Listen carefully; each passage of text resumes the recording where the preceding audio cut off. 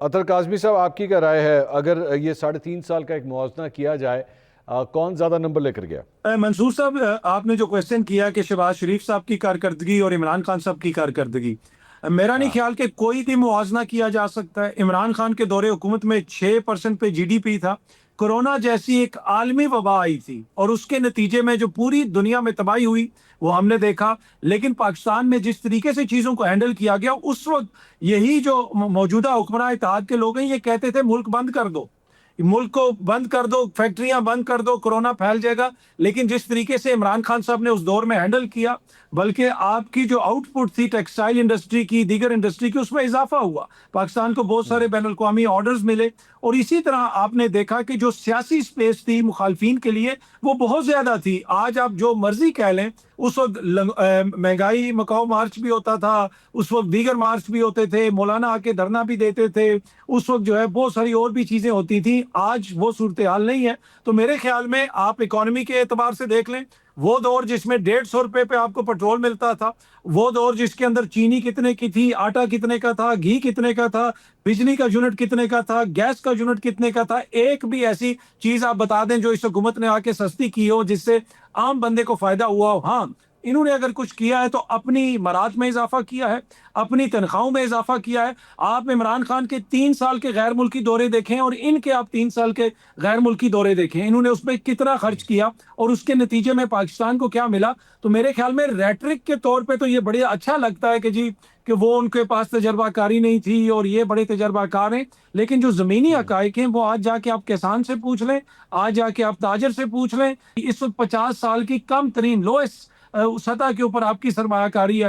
کبھی ایک وفد آ جاتا ہے، کبھی دوسرا وفد آ جاتا ہے، کبھی منرلز کی بات کرتے ہیں، کبھی کوئی اور بات کرتے ہیں، تو جو کچھ بھی ہو رہا ہے وہ آپ کو بیانیے کی حد تک تو نظر آ رہا ہے اور آپ کو وہ اشتہارات میں تو نظر آ رہا ہے۔ زمینی جو حقائق ہیں اس میں واضح طور پہ آپ یہ کہہ سکتے ہیں کہ عمران خان کا دور حکومت ان سے کئی ہزار درجے بہتر تھا۔ بہتر تھا۔ اب چونکہ ایویلیویشنز ہو رہی ہیں تو ذرا مریم نواز صاحبہ کے حوالے سے بھی اب میں ایک ایویلیویشن لینا چاہوں گا۔ ظاہری بات ہے فرسٹ ٹائم چیف منسٹر اور ایک نئے جوش ولولے کے ساتھ جو ہے انہوں نے اس عہدے کو سنبھالا، اور اس کے بعد بہت سے اسٹرکچرل چینجز بھی انہوں نے پنجاب کے اندر کیے ہیں، اور ظاہری بات ہے اس کی ترویج بھی ہو رہی ہے، وہ آپ اکثر دیکھتے بھی ہوں گے۔ گڈ گورننس کے اوپر جو ہے وہ آپ کے خیال میں کیا پنجاب کے اندر، مزمل صاحب سب سے پہلے آپ بتائیے گا، آپ کے خیال میں پنجاب کے اندر وہ ایک نیا ماڈل پیش کر سکیں گڈ گورننس کے حوالے سے پنجاب میں؟ دیکھیں، اس میں بات یہ ہے کہ آپٹکس جو ہیں وہ تو بہت زیادہ ہیں۔ اس کی وجہ ہے کہ منصوبوں کے اعلانات کرنا یا صاف ستھرا پنجاب یا گاؤں میں جا کر جو ہے نا وہ کلیننس ڈرائیوز کروانا اور یہ ساری چیزیں، تو آپٹکس تو بہت زیادہ دکھائی دے رہے ہیں، لیکن it is too early to جج سمبڈی، کیونکہ پنجاب کی طرح کا صوبہ جو 52% پاکستان ہے، کروڑوں کی آبادی ہے، اور میرا خیال ہے کہ 12واں یا 13واں سب سے بڑا ملک بن جائے گا اگر صرف پنجاب کو ہم گنیں دنیا کی پاپولیشن کے لحاظ سے۔ تو اس میں اگر کوئی بھی وزیر اعلیٰ آتا ہے تو 2 سال 3 سال میرا خیال ہے اٹس ٹو ارلی ٹو جج، اسی لیے ٹینیور کے ختم ہونے کے بعد یہ بحث ہو تو بہتر ہے۔ لیکن فی الوقت ہم یہ کہہ سکتے ہیں کہ کچھ چیزیں جو ہیں جس پہ بہت تنقید بھی ہوتی ہے، CCD کا ایک معاملہ ہے جس کو کہا جاتا ہے کہ ایکسٹرا جوڈیشل چیزیں کی جا رہی ہیں، that could be a trouble maker for her, اور اس کے علاوہ کلیننس ڈرائیوز کروانا یا جو لوگ آپٹکس کے طور پہ بسنت کو سیلیبریٹ کر رہے تھے، اس طرح کی چیزیں کرنا، تو ایک ان ایمپلائمنٹ کا مسئلہ ان کو درپیش ہے بہت بڑا، اور دوسرا بیوروکریٹک کرپشن کا ہے، کیونکہ بیوروکریسی کے اندر جتنی کرپشن پاکستان کے اندر کی جاتی ہے، یہ IMF کی رپورٹ کہہ رہی ہے کہ سب سے زیادہ کرپشن کرنے والا جو اینٹی ہے پاکستان میں وہ بیوروکریسی ہی ہے۔ تو ان کا سب سے بڑا چیلنج یہ ہے کہ اس بیوروکریسی کو وہ اکاؤنٹیبل ٹھہرا سکتی ہیں یا نہیں، that would be decided at the end of her tenure. Iftikhar sahab, آپ کی کیا رائے ہے اس سلسلے میں مریم نواز صاحبہ کی پرفارمنس پہ؟ دیکھیں، یہ بڑی خوشی کی بات ہے کہ پاکستان کے سب سے بڑے صوبے کی جو قیادت ہے سکت ایک خاتون کے پاس ہے، اور وہ خاتون اپنی ممکن کوشش کر رہی ہے کہ سسٹم میں جو خرابی ہیں ان کو ختم کیا جائے اور کچھ ایسے سسٹم انٹروڈیوس کرائے جائیں جس کا فائدہ براہ راست عوام کو۔ اب اس میں سوال ہے کہ بیوروکریسی کا کیا رول ہے۔ ان کو بیوروکریسی کے کردار کو سامنے رکھتے ہوئے جو ان کی پولیٹیکل قیادت ہے ان کو بھی وہ اسی طریقے سے مشاورت میں شامل کریں جس طریقے سے وہ بیوروکریسی کو مشاورت میں شامل کرتی ہیں، تو پھر جو وہ چاہتی ہیں ایک بہتر اچھا پنجاب، تو شاید وہ اس میں بہتر نتائج ہمیں دے سکیں۔ اچھا، اسحاق رانا صاحب، مریم نواز صاحبہ کی اب تک کی پرفارمنس گڈ گورننس کے حوالے سے کیا پنجاب میں تبدیلی لا سکی؟ अच्छा जी, पहले तो आ जाएं सियासी जो आपने कहा है। तो मंसूर साहब, ये तो आप भी लाहौर में रहते हैं और मैं भी लाहौर में रहता हूँ। हमारी आंखों के सामने है कि अगर कोई बंदा ख्वाब में इमरान खान को सोच ले तो सुबह पुलिस पहुँच जाती है। 9 मई जिन्होंने किया, मैं उनके साथ नहीं खड़ा। मैं बार बार यही कहता हूँ कि 9 मई जिन्होंने भी किया उनको कैफे किरदार तक पहुँचना चाहिए और आवाम के सामने शफाफियत से पहुँचना चाहिए। मेरे इदारों की तरफ कोई देखता है तो मैं उस शख्स से नफ़रत करता हूँ। लेकिन 9 मई के नाम पे पंजाब में जिस तरह लोगों के घरों में पुलिस ने घुस के तोड़ फोड़ की, जो तबाहियाँ फेरी, मैं इस बात को कहते हुए मुझे कोई आड़ नहीं कि 9 मई की आड़ में पंजाब के कितने लोग पुलिस वाले करोड़ोंपति हो गए। नहीं तो आप इसके ऊपर एक तहकीकात करवा लें। लोगों ने अपने घर बेच के गिरवी रख के अपने बच्चों को छुड़वाया। ये तो है आपका सियासी।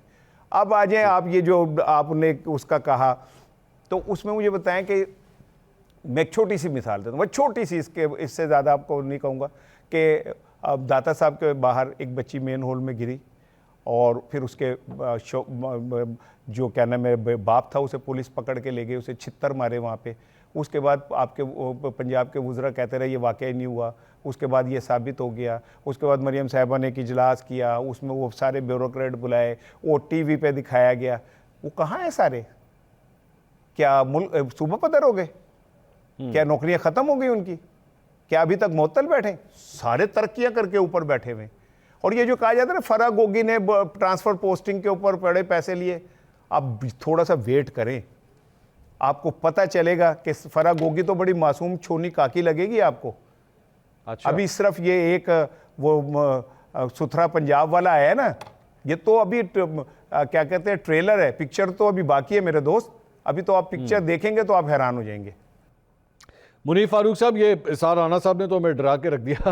आपकी क्या राय है मरीम नवाज साहिबा की परफॉर्मेंस पे अब तक? देखिए, जो ये पंजाब हुकूमत है मरीम नवाज शरीफ की, ब्यूरोक्रेटिक स्ट्रक्चर तो तब्दील नहीं हुआ। हाँ, सियासी इंटरफेरेंस की कमी हमें ज़रूर नज़र आई है वाज़ेह तौर पर, लेकिन ब्यूरोक्रेसी का स्ट्रक्चर वही है। Style of governance Maryam Nawaz Sharif का आप ये कह सकते हैं कि वो ब्लेंड है मियाँ शहबाज शरीफ और मोहसिन नकवी साहब का जो स्टाइल था। मरीम नवाज शरीफ साहब के हवाले से कहा जा सकता है कि she is in a rush because she wants to get things done. Perception उनकी हुकूमत का ये है कि वो काम करने आई हैं और वो उनकी एक बड़ी जिसे कहते हैं रिलेंटलेस परसूट है कि उन्होंने लोगों को गवर्नेंस देनी है, डिलीवर करना है, सब कुछ उनको प्रोवाइड करना है। और इनिशिएटिव्स के हवाले से भी उन्होंने लोगों को बहुत कुछ देने की एक कोशिश भी की है। मुतअद्दिद इनिशिएटिव्स लिए हैं, जो प्रोजेक्ट शुरू किए हैं वो सिर्फ पेपर के ऊपर नहीं है, बहुत सारी चीज़ें की हैं। तो ओवरऑल वो एक परसेप्शन तो क्रिएट कर पाए हैं, लेकिन क्या ये तमाम मेहनत वोट में ट्रांसलेट होती है या नहीं, ये अभी हम सर्टेनिटी से नहीं कह सकते। और ओवरऑल मैं समझता हूँ कि अगर कोई लीज ऑफ लाइफ PMLN के लिए है तो वो मरीम नवाज शरीफ की पंजाब हुकूमत है। अदरवाइज़ तो कोई ऐसी सेलेबल कमोडिटी PMLN के पास नहीं है बेचने के लिए अगले इंतखाबात में। अभी तक नहीं है। ठीक है, ठीक है। गरीदा फारूकी साहब, सेम क्वेश्चन टू यू। मैं आपके इस सवाल का मंसूर अली खान साहब बहुत मुख्तसर सा जवाब देना चाहूँगी। मेरे नज़दीक मरीम नवाज़ एक कामयाब वज़ीर आला तब बनेंगी जब वो उन तबकात के हुकूक का ख्याल करेंगी जो वल्नरेबल हैं, जो कमज़ोर हैं। मेरे नज़दीक मरीम नवाज़ बतौर वज़ीर आला अभी एक मुकम्मल तौर पे एज़ आ वज़ीर आला का पैकेज कामयाब नहीं हूँ। अभी उनके करने के बहुत से काम बरकरार हैं।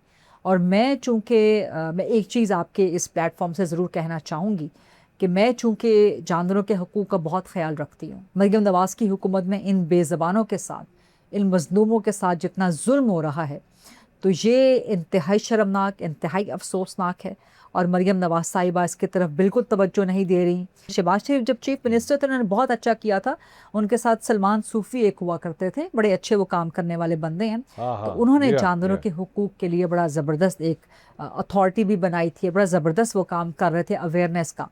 मरीम नवाज़ साहिबा को चाहिए कि इन बेज़बानों की, इन मज़लूमों की, इन मासूम, देखें वो जो मार्केट गिरा दी थी सारी की सारी, जहाँ पे परिंदे मार दिए, जानवर मार दिए। फिर इस वक्त पंजाब में जो है वो स्ट्रीट डॉग्स जो होते हैं उनको मारा जा रहा है। मतलब कुछ अकल इस्तेमाल करें, कुछ तो रहम करें।